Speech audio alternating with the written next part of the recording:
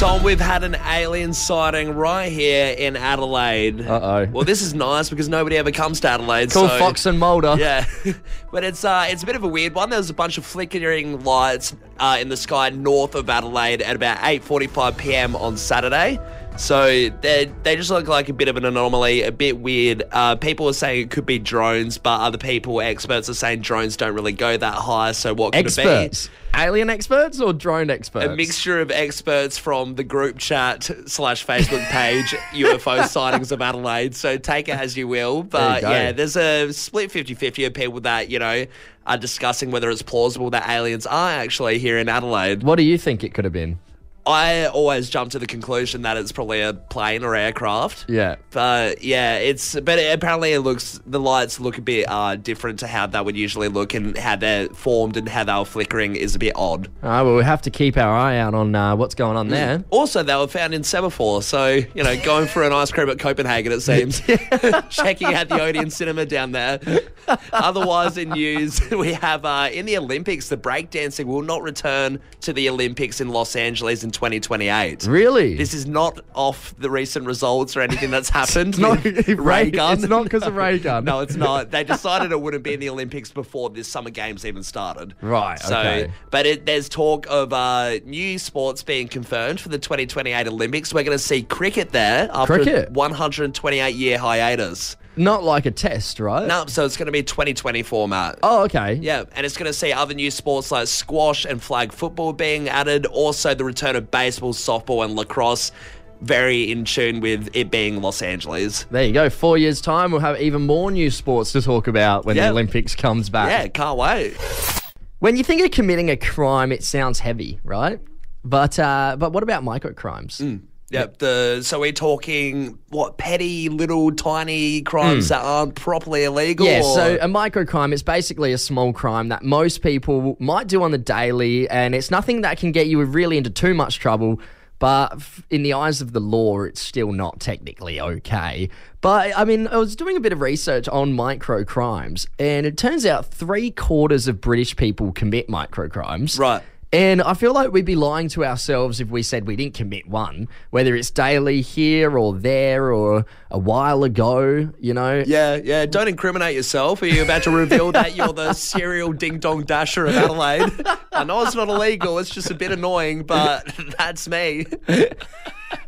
Well, no, I feel like we need to go to the text line. Of course, this is going to stay completely anonymous. We want to know what microcrimes are you committing, Adelaide? So I knew a guy that he would take stickers off things in the shop and take a cheap sticker for something that's not a hefty price and put it on something more expensive and then get it scanned and it would go through. But in saying this, it also sounds maybe that's a little bit more than micro. There's a lot of premeditation in that.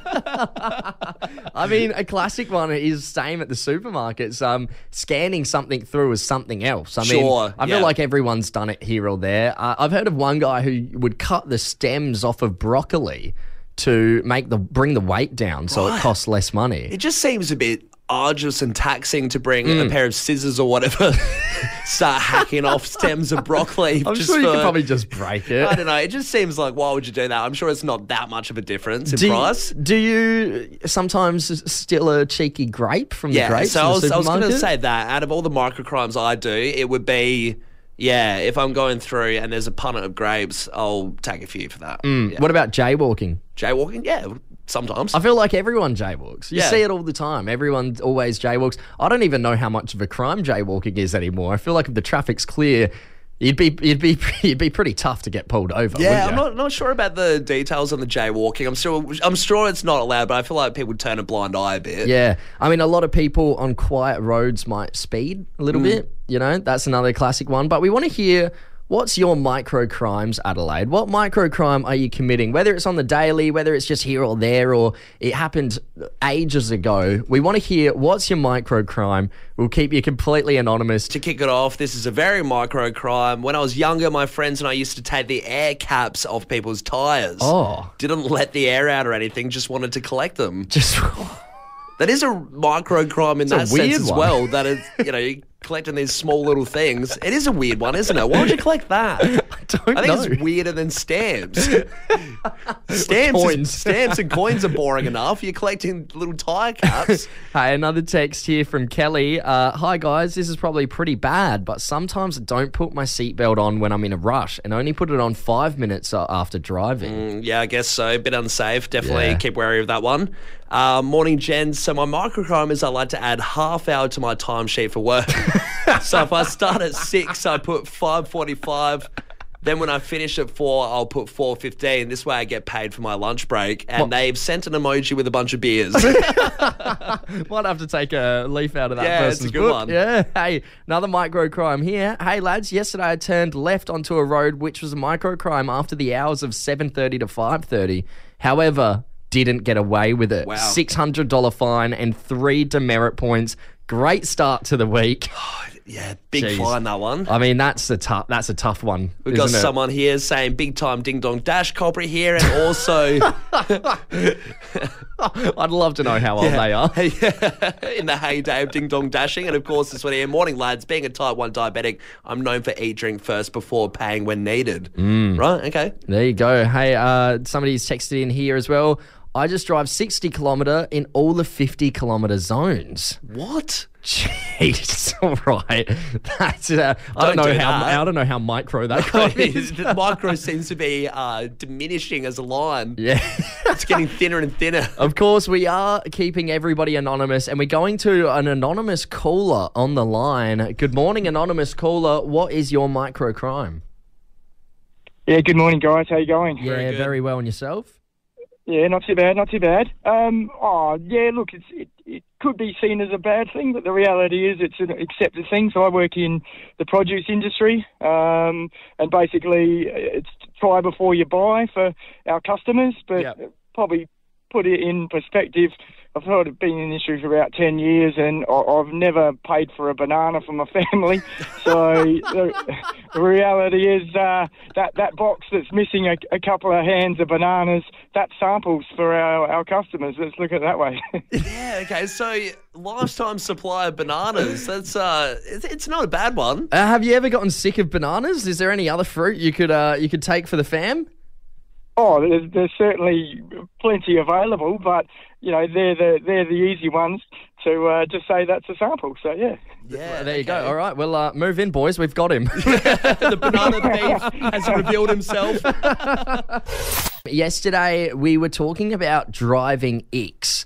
We asked you, Fresh Fam, what's your biggest driving ick? It came off this new survey that just came out, and the number one driving ick was people driving too slow in the right-hand lane. Yeah, I mean, that was amongst a lot of them, you know, things with parking, bad parking, like you said, driving slow. There were heaps of things that really got the Fresh Fam a bit rolled up. Yes, and when we came to the conclusion after taking a few phone calls, everyone seems to think, Adelaide drivers seem to think that other Adelaide drivers are a bit rude and, to be honest, just pretty average at driving. Yeah, the consensus was, you know, Adelaide people do band together. We're one of the smaller cities. We do love each other. We get along. But when it comes to behind the wheel, you're down each other's throats and you're mortal enemies. Yeah, oh, absolutely. And yes, we all think that we're bad drivers, but no one thinks that they're a bad driver, just everyone else on the road. So we're going to you now, Fresh Fam. Get a little bit silly with us for a Tuesday morning. We want you to dob in a bad driver. Yeah. I mean, Who are they? Why are they a bad driver? What did they do to make them a bad driver? We just want you to dob in some bad drivers so we can get a gauge of how bad Adelaide drivers truly are. and we want to hear the story in detail. What actually happened that deems them as the worst in Adelaide? Yeah, it could be a family member. It could be a friend. It could just be, it could be absolutely anyone. Could be some jerk you've seen on the road this morning that's irked you a little bit. You don't even have to know them by name. Give us the Rego number. Give us a Rego and a description and we'll try and work it out. It's time for you, Adelaide, to dob in a bad driver. I mean, I remember years ago when you were learning to drive and we were on the way to rowing practice. Oh, no. And we're in the car with your mum and I was in the back seat and it was one of those that we got up to the rowing bit where there's all grasslands and stuff and then there's boulders, these bollard things on the Bollards, not on the boulders, side. yeah. Not boulders. These bollards on the side. And you just floored it. I don't know what happened. You just like let it slip, pedal to the metal, and climbed climbed up it. The car was on an angle, looking upwards, And I just remember, I don't know what we did. I think we just went to training and it was kind of like, oh, Mum, you can sort this. Well, what happened was I thought I had my foot over the brake. Turns out I had it over the accelerator.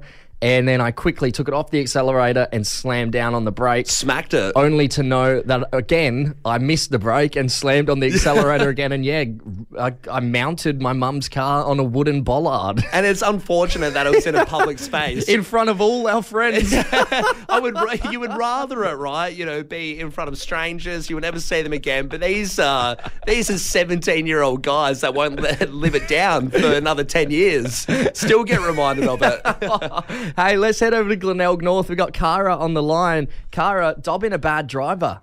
Yeah, I'm actually dobbing in myself. Oh, really? Oh, okay. A self-dob. Why are you so bad, Cara? What'd you do? Well, I got my license when I was 16, and in the remaining 4 years between 16 and 20, I had 7 car accidents. Wow, and rode off 2 7? Cars. I rode off 2 cars. One of them wasn't even my car. Oh, my God. Whose car was it? It was this woman I hit. I was driving a massive XC Falcon station wagon, and she was driving a Datsun, and she really didn't have a chance. Yeah, Cara, have you gotten much better at the driving, or what's the go? Yeah, are you banned from the roads, or? I currently drive an old Astra, and it just has bits that fall off it randomly. I don't know what I've hit. Yeah, got a lot of duct tape on it. Yeah, I just get home and there's a bit missing, so I'm like, oh, oops. Yeah, right. Eventually- Cara, you sound a bit like Mad Max to me. Eventually it'll be like the Flintstones, just a frame. All the pieces have fallen off. Good on you, Cara. Thanks for getting involved. Plenty of texts coming in. My mate's nickname is called Haystack because he drove into a haystack in the hills. It was like a movie, went everywhere from Dan. See, that's one of the unfortunate ones that, you know, you could run into anything in a car and you probably won't get a nickname. The fact that it's so odd, so bizarre that it's a haystack, of course you're going to get a nickname How do you even do that? Another one here, stitching up my misso. I swear she drives with 2 feet. She brakes like a maniac, tailgates, hits curbs, can't park, forgets to indicate or turn lights on. It's genuinely scary. I can't drive with her anymore. I do get that genuine fear aspect as well. Have you been in the car with someone when you're holding on to the side handle the Every whole time? I drive with my sister. Got the white fist going. No blood circulation because you're so tense. Another text here. I'd say technique-wise, I'm a good driver. I am aggressive, though, and a big fan of liberal horn use. I too easily. I remember, a few weeks ago, we were sitting at the Exeter having a drink and somebody cut someone off on Rundle Street. They horned for, I think it was 40 seconds straight. It was a long horn. bad. The guy had been taken off. He's down the other end of Rundle Street. This guy's still blowing the horn. Super glued his palm to the horn there for a bit. Hey, we're going to head over to Hallett Cove. We got Ellie on the line. Ellie, can you dob in a bad driver? Yes, my best friend Lucy is so bad. Okay, why is she so bad? What does she do? She just doesn't have a look around. Like, she never checks her blind spot, and the number of times that we've nearly gotten into a scrape is just, like, insane. So she hasn't got into an actual scrape just yet, but it's a few close calls. Yeah, there've definitely been a few near misses. Like, every single time I get in the car, I, like, literally do the sign of the cross because I'm that concerned. And Ellie, do you still go driving with her? Do you still get in the car with her, or have you put a ban on? Are you the driver now? I'm mostly the driver, but I'd only go with her if I absolutely have to. But I always volunteer myself to, be the designated driver. Yeah, like you said, fair enough. Do the sign of the cross, pack the rosemary beads and a Bible, and pray to God it's going to be all right. Tom, with how easy it is to hop on the internet these days, it's so easy to fall victim to getting signed up to some random crap. And it happens all the time. You hear about people getting scammed, signing up to things, and, they end up losing a bit of money or just their time. Yeah, I've signed up to so many apps before for, like, the 7-day free trial, even streaming services. Signed up for that, 7-day free trial. Sure. Completely forgot about it. And then I just get charged. And that's and it's always, for some reason, they always charge you for 12 months. It's never just one more month. I got 6 months free to Apple Music, so I swapped over to that for a little bit. And then when it ran out, didn't notice.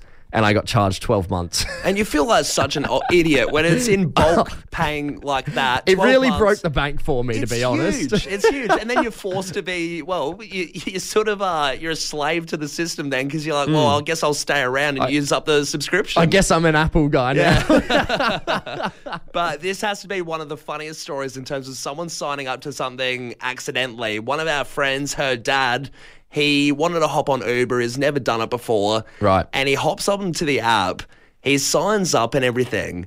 And then his wife gets to the point where she's starting to see all these weird little droplets of information come through, some bills, some information, letters being posted to the house, stuff like that. Right. Turns out, instead of signing up to be an Uber customer, like a passenger, he signed up to be a driver. And then when he got questioned on it, How do you make that I know. mistake? Because the whole process to sign up to be a driver, I'm pretty sure, is pretty rigorous. I think you have to go through, your license plate, any criminal history. I tried to sign up back when we were in COVID. I thought, I could do like Uber Eats That or would something. be the weirdest thing if you picked me up as a driver. Just Uber Eats. I was like, I'll just do that, bit of extra cash in COVID times when we were in lockdown and stuff. Maybe take a nugget or two from the bag. But I tell you what, it is a rigorous process. You have to, they check your, the safety features of the car, your car. So you have to put in, your whole make of your car, your year and everything to make sure it's up to the safety standards for Uber for then to be able to pick up customers and not be liable. Well, exactly right. It is a pretty rigorous process. I don't know, it's very classic boomer energy, not really understanding tech, isn't it? Yeah, well, he's a bit of an older bloke, but it's bizarre. And apparently, yes, we're talking about how strenuous the process is. He did say to his wife, I thought it was a little bit odd that I had to, talk about the car make and, what I drive and things like that. He was like, it's a little bit invasive, the Uber. I don't know why they're asking so many questions, but it turns out he could get a ding any minute from, Jeremy down the road and have to pick him up. Has to as well. Yeah, he's been locked into being an Uber driver. Hey, get involved with us this morning, Adelaide. What did you accidentally sign up for? I mean, like we said, there's huge ones, apps, things like that. I signed up for a very stupid app to make a joke. It was like one of those filter ones that puts a moustache on your face. And I forgot to cancel my subscription. And it was something hefty, like $20 every 2 weeks or something. Yeah. Some horrible scam app that I didn't realise was there. And I thought, well, I may as well use it. May as well put some moustache pictures up. One that just came to mind, I completely forgot about this, but back when I was, 17, 18, I found this website called Catfax, and you could sign up somebody else's number so they would receive one text a day for 6 months of a different random cat fact. And so I signed up a mate as a stitch up, and it cost me about $50 to do the 6 months. What I didn't realise is they could just text back stop and so they got one cat fact and then never again, and you're $50 just out the window. Forking out the money. What did you accidentally sign up for, Adelaide? I mean, one that I feel like is so common, and we got a text here about it. I signed up to the gym after a long lunch with mates. Paid up front because I was so confident I'd be ripped. 7 months later, haven't been once, still fat. Jeez. That is the whole rigmarole of the gym, isn't it? It's always dangerous to do the whole 12-month upfront cost because big time. It really does. Every time I've signed up for a gym, multiple times it's happened, and multiple times I've had to cancel. Every time you go for the first 2 or 3 months and you're going at most days, and then it starts to taper off and it's really hard to get it back. It's so easy to plateau off, and I love how this person did it after a long lunch. You have that guilty long lunch, maybe one too many entrees, and you think, no, I'm going to hit the gym, and you never go. Another text here. I accidentally signed up for a weather app that cost me $80 for the year. What, the bomb premium? What are you getting with a weather app for $80? It has to be a scam. I really don't know. There's so many good free ones. Hi guys, I have a Dutch name as someone in Holland has accidentally used my email address. We have the same name, and now I keep getting spammed with emails from the Dutch Ministry of Defence from Anarchy. Yeah, right. That's a huge one. That seems like a bit of a, issue. Maybe you should try and fix that up. It's before safety issue. The Dutch CIA coming round you up for a special mission. Another text here. Morning, boys. I somehow signed up for KFC and Domino's, and I don't know why, but now every day I get a text from each with a deal, and it takes every fibre of my being to not go. Yeah, I'm on that text line for KFC. Yeah, I'm on a few of them, actually. I love this one here. I accidentally signed up to be a sponsor for a random cat in Italy named Marvin. Right. I've grown to like him now. Get pictures of him every month. Is that like the whole Oxfam thing? I think so. Yeah, that's an interesting one as well. I remember for Christmas, my auntie got me a goat, an Oxfam goat for Christmas. Was really hoping for the new Halo, but the goat will do. Another one coming through here. I went to this cafe once and you needed to put in your email for the receipt. And since then, I've received a flipping newsletter every week. It was a good cafe, but I don't care that much. No, why would you? Why would you? Love this one. Accidentally signed up for Grammarly and it's $250 Whoa. a year. It nearly made me bankrupt. What, to fix your grammar? $250? $250? Get off Grammarly. No, you don't need spelling. No, who needs it these days? Callum, I have to have a bit of a moan and complain and whinge with you. I'm talking about airport security. Yeah, okay. So, I mean, every time you go on a flight, there's always some sort of issue. I'd say going to flights with you in particular, there's something that always happens.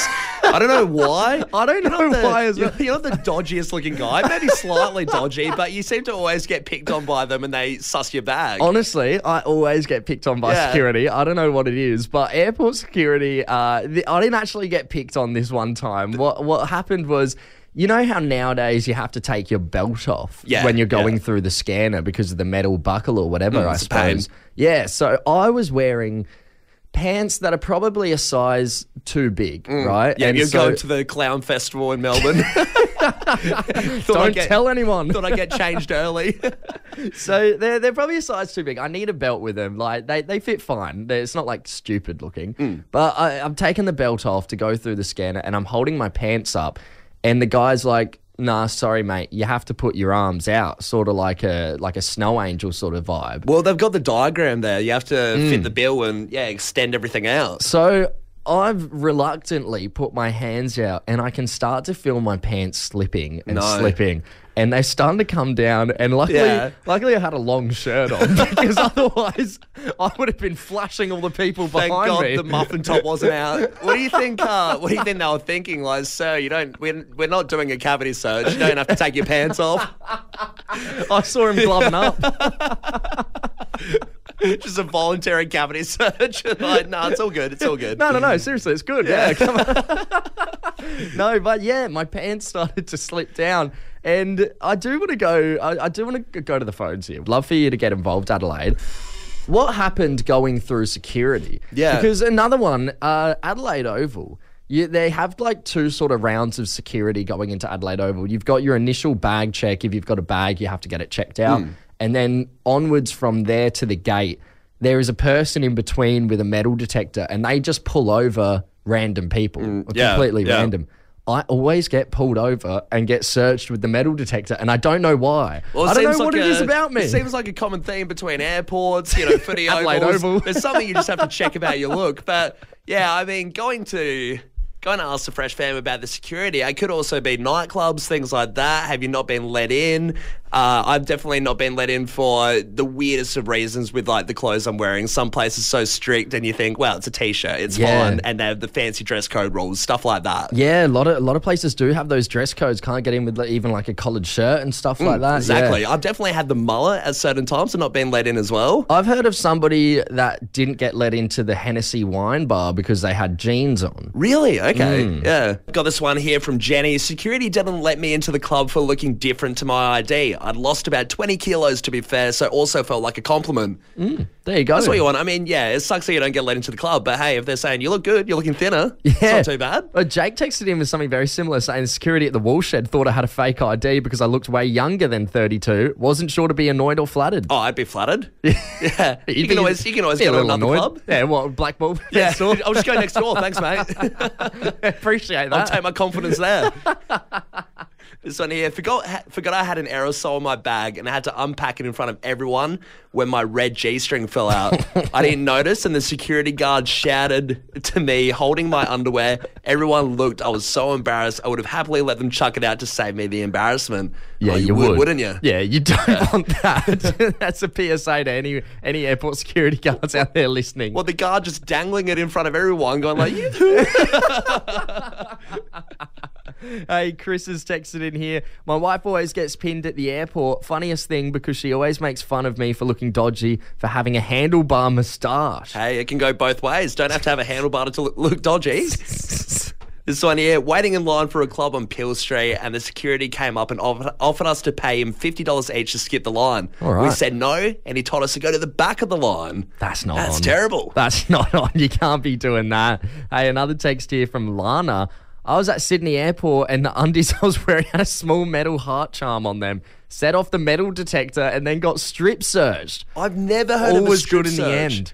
You hear about it in the movies and stuff, or border security. I've never heard of, just a casual person getting the strip search. I mean, I think I'm sorry to say, Lana, I think that's on you a little bit. Yeah. You should know not to wear those undies going through the scanners. All right, we got one through here from Jess. Hey guys, whenever we go on a family holiday, my dad always gets pulled aside and searched. He must look like a dodgy character to the guards. Yeah. Got another text just came through. I had a large mole on my forehead, which I got removed, but the security nearly didn't let me into the Adelaide casino. What the hell? Jeez. Well, because of the mole. I guess the way it looked, maybe? Yeah, it must have been a big mole then.